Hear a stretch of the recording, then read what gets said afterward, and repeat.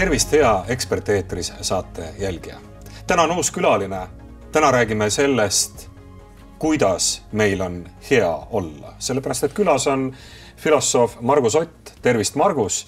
Ja sa oled just kirjutanud raamatu, kas just kirjutanud raamatu või just avaldati raamat, mille nimeks on Hea olu. Siin on üks poiss, kes kallab ennast veega üle. Miks just selline pilt? See ju tähendab midagi. See on Peeter Lauritsa pilt, et see pidi kujutama noort Budat. Ma ei tea, kas on see pildi ametlik pealkiri, aga igatahes ta nii-öelda oma erakirjas ütles mulle seda. See on selline vahva kaleidoskoop, popurrii, kõigest sellest, mis meie ümber on ja kuidas see meie heaolu puudutab. Ometi selle raamatu tutvustuses on öeldud niimoodi, et olemine juba ongi hea. Ehk et see, kus me oleme, ongi juba hea. Olla on hea. On see tõsi? Jah, selle raamatu peamine iva seisnebki sellises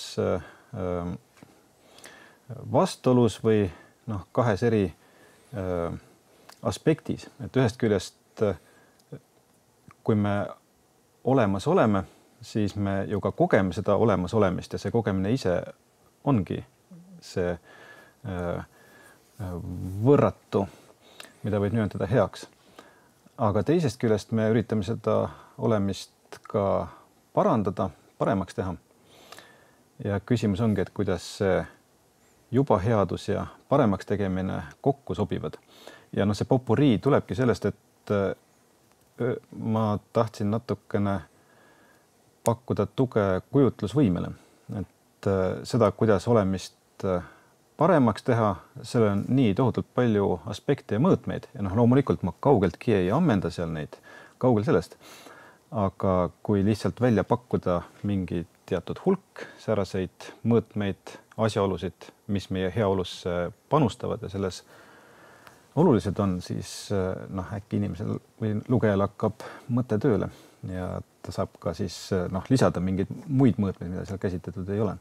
See ongi sinu jaoks tähtis, et sa paneksid inimese mõtlema, et ta hakkaks võib-olla küsima enese käest, et loeb ühe peatükki läbi või teise peatükki läbi, leiab endale midagi kõnetavat ja siis küsib.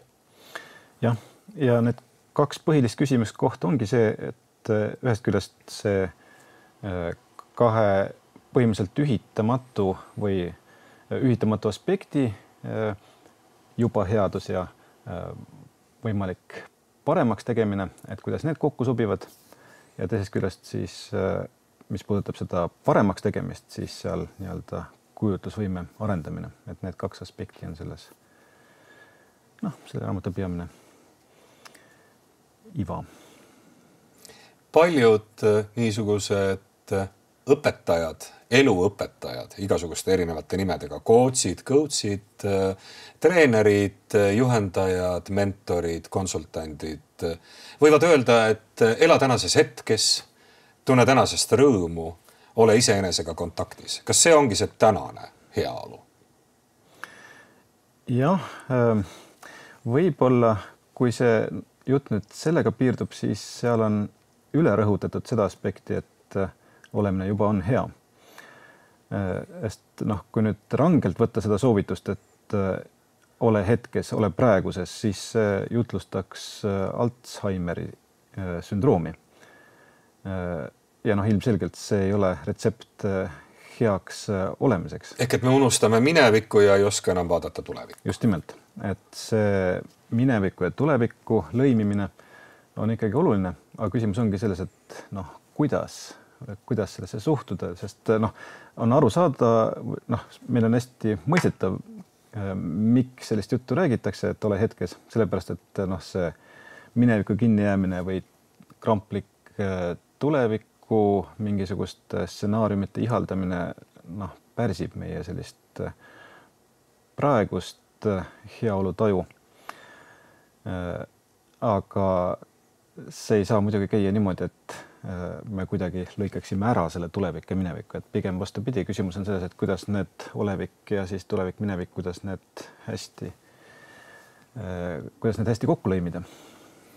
Selleks, et tulevik oleks parem, ettevõtjad näiteks aga ettevõtja on ju ka inimene ja üsna inimlikult käitub, et teda ajendavad kaks mingisugust päästikut öeldakse, et seda võib niimoodi lihtsustada. Üks on siis ahnus, ehk et ma tahan saada võimalikult palju, ma tahan, et mu heaolu oleks maksimeeritud võimalikult lähemas tulevikus. Ja siis teiselt poolt seda kuidagi tasakaalustab hirm. Hirm, et ma lõhun midagi ära, et ma töötan üle, et ma lõhun ära oma lähedased suhted, et ma lõhun ära midagi oma keskkonnaga, milles ma elan. Et need on tema niisugused tasakaalupunktid, mida on mõnel pool sellisena kirjutatud. See, et see ei ole päris universaalne vist, jah? No mulle tundub, et see hirmu aspekt, juhul kui seda niimoodi raamistada, see hirmu aspekt on tänapäeval jäänud varju, et me oleme pigem riskiühiskonnas, et me hea meelega nii-öelda surume alla seda hirmu ja riskeerime. Võib-olla siis tõesti ahnuse pärast või siis ka sellisest hoiakust, mida dikteerib ühisvara tragöödia, et et kui mina ei kahma, siis kahmab teine ja kui mina ei kasva, siis kasvab teine ja siis minu firma või riik jääb teistele alla. Ja siis me kahmeme, kuni lõpuks oleme kõik lõhkise küna ees. Ja vaat see ühisvara tragöödia võib-olla ei ole ka kõigile vaatajatele tuttav. Nüüd praegu põgusalt küll selle termini lahti seletasid, aga võib-olla see veel veidikene heidad valgust, et mis on selle nii-öelda ühisvara tragöödia taga? Ma toon seal ühe näite ühest Polüneesia ühiskonnast, kes oli läinud rohkem lõunasse kui teised ja kus oli siis jahedam kliima.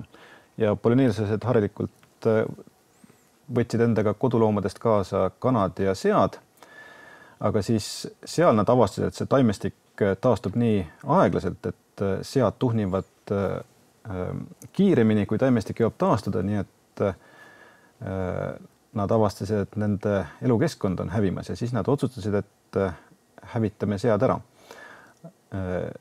Et siga on maitsev küll, aga see lõhub meie eksistentsi alused. Nii et ühisvara tragöödia on siis säärane olukord, kui sellist kokkulepet ei sõlmita, et kõigile siga maitseb ja kõik üritavad veel viimast võtta, aga selle lõpptulemus on ju see, et me lõhume kõigi elukeskkonna, nii et keegi see lõpuks seda maitsvat siga. Häda on selles, et need, kes on tänasel hetkel võimelised siin maailmas seda rikkust tarbima ja meie Eestis elavatene kuigi aeg-ajalt mõtleme, et oi kui vaesed ja õnnetud me oleme, siis me kuuleme sinna 7% kõige rikkaimate inimeste hulka siin planeedil, et see ressurss, kust me midagi võtame, ei asu meie lähedal. Ja see prügi ja see sodi ja see nii-öelda see kõrbenud rohumaa või siis üles tuhnitud rohumaa, see asub kusagil mujal. Me ei näe seda. Ja, see on üks peamine probleem selle kliimamuutuste ökosüsteemi probleemide juures, et see on nii-öelda hüperobjekt ehk siis objekt, mis on liiga suur, et seda kuidagi me saaksime hoomata. Ja pluss veel see, et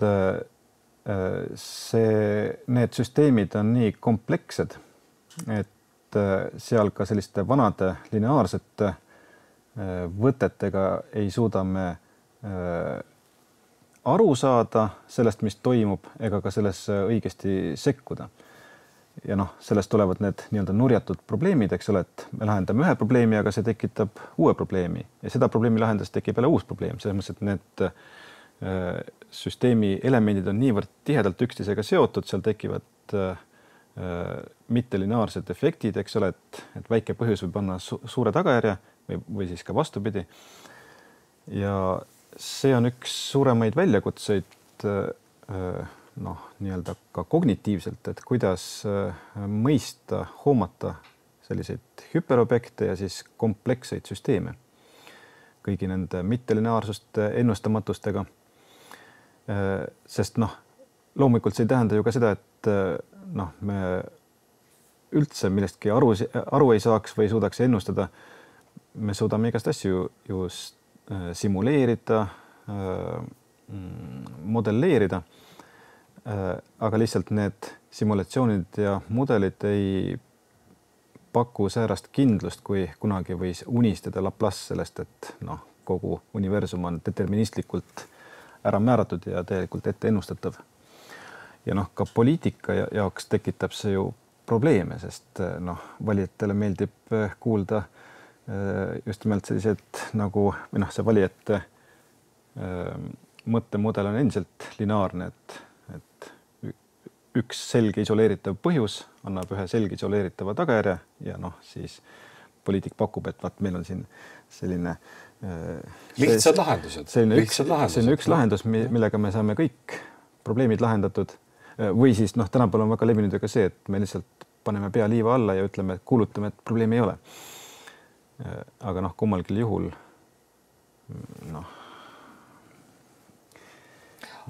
Aga meid praegusel hetkel kuulavad inimesed, kes ütlevad, et mina küll mõtlen kaugemale kui tänane hetk ja ma olen nõus natukene kas siis maksma enam selle eest, et minu tulevane keskkond näiteks ei ole kahjustatud või käituma moel, et ma kahjustaksin vähem. Et ma ei ole niisugune ainult ahnusest töötav masin, et tegelikult ju inimestel selline teadmine on, et või vähemalt mingil hulgal meist, et me püüame mõista, et heaolu kasvatamine eksessiivselt ei ole eesmärk omaette. Jah, et mis sellega on? Ja. Et sellega on see, et nad ei püüa võib-olla seda nii tohutu kiirusega kasvatada, vaid lähenevad näiteks kestliku vähenemise või kestliku kahanemise. Ja sellel on ka väga selged põhjendused, sest mis puudutab seda heaolu kasvatamist või parendamist, siis nii isiklikul kui ka ühiskondlikul tasandil on korrelatsioon jõukuse ja siis kogetud heaolu vahel kuni mingi maani ainult. Et ühesõnaga, kui sa oled väga vaene ja saad natukene raha juurde, siis sa saad ka tublisti õnnelikumaks. Aga ühel hetkel see korrelatsioon kaob ära. Ja siis tegelikult ütleme, et kui sa oled väga vaene ja saad 10 eurot juurde, siis see kohe suurendab su heaolu, aga kui sa oled miljardär ja saad 1 miljoni juurde, see ei ole mitte midagi. Ja ka ühiskondade puhul, eks ole, et me järjest nii-öelda parendame, aga selleks, et justkui natukenegi, ivakenegi oma seda kogetud heaolu parandada, me peame kühveldama järjest rohkem ja rohkem ressursse sinna alla ja ühel hetkel see korrelatsioon kaob ära, nii et see tekitab küsimus, et aga sellele, et ma võin küll ju isiklikult püüda tarbida eetiliselt ja vähendada ressursikasutust, aga globaalselt praeguse majandusliku ja poliitilise süsteemi raames ei paista, et sellel oleks mingisugust suuremat mõju. Ja siin tuleb see ühisvara tragöödia mängu, et mina siis võin ju midagi tarbida nõnda, et olen seal juures säästlik, aga siis kõrval võetakse see ressurss suurema hooga kasutusele. No just nimelt, jah. Margus, mul oli üks niisugune mõte, ma nägin seda tegelikult unes, et ma palusin, palun sinu käest, et sa ütleksid mulle ühe numbri 15-st 250-ni. 214. 214 ja ma leian selle lehekülje. Ma ei ole seda raamatut lugenud algusest lõpuni läbi, oli peatükk, mis olid mulle huvitavamad ja kohe tegin lahti, aga ma ei ole seda nii-öelda algusest lõpuni vaadanud. Ahaa, see peatükk, mille ma nüüd avasin, on tervishoid. Ma võtan siit täiesti suvalise lause. 11 võidakse abistada ka igavusest ning võib-olla lihtsalt sellest, et teine tahab päästmist. Mis sa sellega mõtlesid? Kui ma ei eksi, siis ma võin sulle anda raamatut seal. Ees on üks viide ka, jah, tõsi. Just, kuidas karu aitab varese veest välja. Et see oli üks konkreetne YouTube'i video, eks ole, kus ma ei tea, kas loomaaias või kus lihtsalt karu lihtsalt paistis, et nagu igavleb ja siis vares oli seal hädas selle mingi tiigi sees. No ja karu lihtsalt õngitses ta sealt välja. Et ilma, et ta oleks tahtnud seda varest kuidagi nahka pista.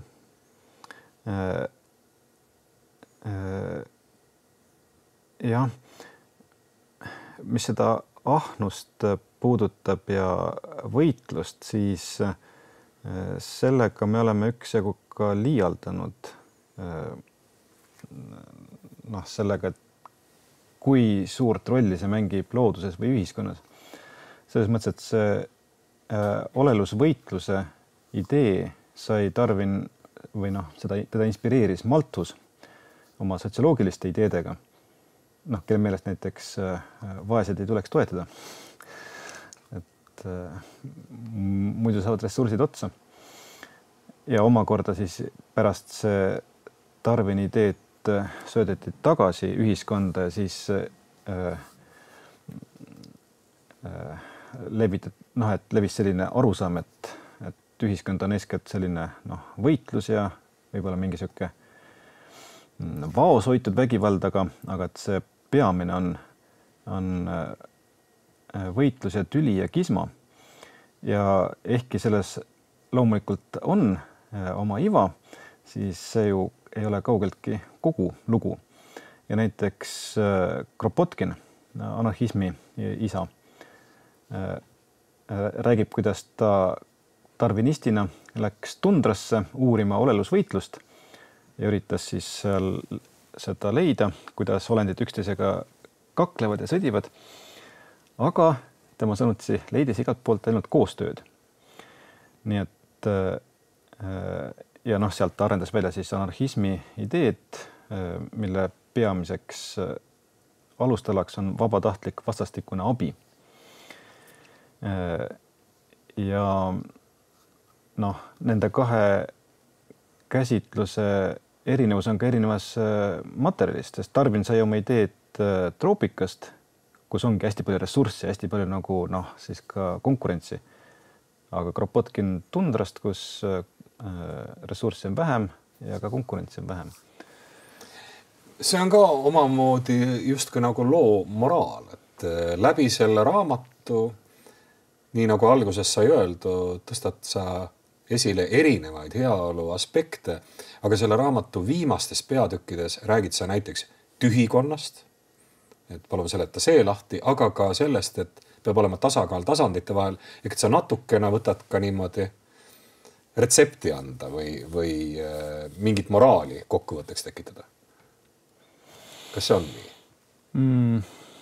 Jah, tähendab otsest retsepti või moraali ma ikkagi ei anna, sest see vajab natukene edasist nagu nuputamist ja selle jaoks on teised inimesed etemad. Aga mis tühikonda puudutab, siis selle iva on see, et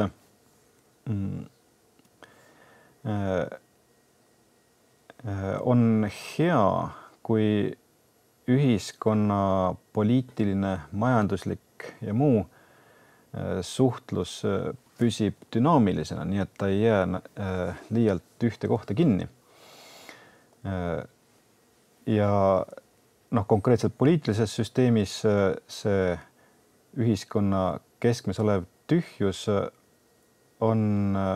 seda väljendab seesama võimude lahusus, eks ole, et meil on täidesaatev võim, kohtuvõim, seadusandlik võim, et ei ole nagu üht ainsat võimukeset, vaid on see jaotunud eri institutsioonide vahel, eri isikute vahel ja lisaks nendele kolmele traditsioonile võib ju veel võimukeskmeid välja tuua, kultuuriline kapital ja nii edasi. Ehk see võim ei ole nii-öelda ühes kohas, vaid ta on nii-öelda jaotunud ja selles mõttes tühi. Et tühi mitte selles mõttes nagu puudulev, vaid tühi siis selles mõttes, et mitte fikseeritud. Nagu vaakum ei ole ju tühi, vaid seal on pidevalt fluktuatsioonid, osakesed, antiosakesed tekivad, hävivad. see on ka tegelikult juba sissejuhatus nii-öelda tasakaalule. Et see omamoodi on ka tasakaal, see tühjus. Jah, dünaamiline tasakaal. Jah, et tasakaal ei saa olla staatiline, sest muidu ta langeb kohe kokku. Kas sellest raamatust inimesed saavad teada, kuidas on hea olla? Ma kahtlen, kas nii otseselt, aga ma loodan, et see võiks pakkuda ühest küljest kujutlusvõimele tuge, et mis viisidel veel võiks hea olla ja teisest küljest natukene sügavamalt järele mõelda, et mida me oma eluga üldse tahame või selle parendamisega tahame või mida see üldse tähendab või kuhu see välja viib või mis puudutab siis neid inimesi, kes nagu liiga usinalt parandavad. Nojah, võib-olla on ka neid, kes liiga loiult parendavad, siis nendele siis jälle kuluvad ära need eri viisid heaolu parandamiseks. Aitäh, Margus ja head Eksperteetris saate jälgijad. Selline oli tänane saade, raamatusoovitus, Margus Ott ja hea olu. Kohtumiseni teiega juba järgmises Eksperteetris saates.